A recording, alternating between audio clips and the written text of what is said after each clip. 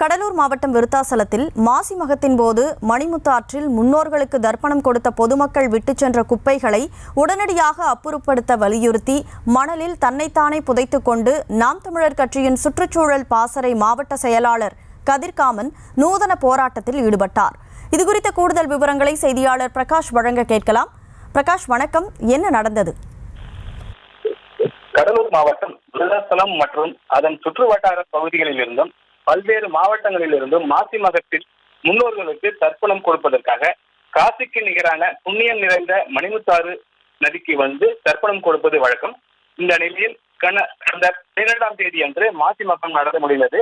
இதில் அரிசி, எள், காய்கறிகள், பழம், வெற்றிலப்பாக்கு இவற்றை வைத்து முன்னோர்களுக்கு திருச்சி கொடுத்து விட்டு அங்கு பயன்படுத்தப்பட்ட பொருட்களை ஆற்றிலேயே விட்டு செல்வது வழக்கம். இந்த நிலையில் மாசி மக திருவிழா நடந்து முடிந்து 10 நாட்களுக்கு மேல் ஆகியும் மணிமுத்தாற்று விட்டு சென்ற குப்பை கழிவுகளை தூய்மைப்படுத்தாத நகராட்சி நிர்வாகத்தை கண்டித்து நாம் தமிழர் கட்சி சார்பில் சுற்றுச்சூழல் பாசறை மாவட்ட செயலாளர் கதிர்காமன் கழுத்தளவு ஆழத்தில் தன்னைத்தானே புதைத்துக் கொண்டு நூதன போராட்டத்தில் ஈடுபட்டார்.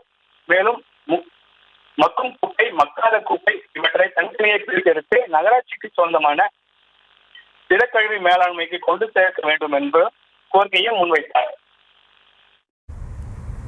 விவரங்களுக்கு நன்றி பிரகாஷ். இனி வீட்லயே பானிபூரி செய்யலாம் எல்லாரும். ஆச்சி பானிபூரி கிட்.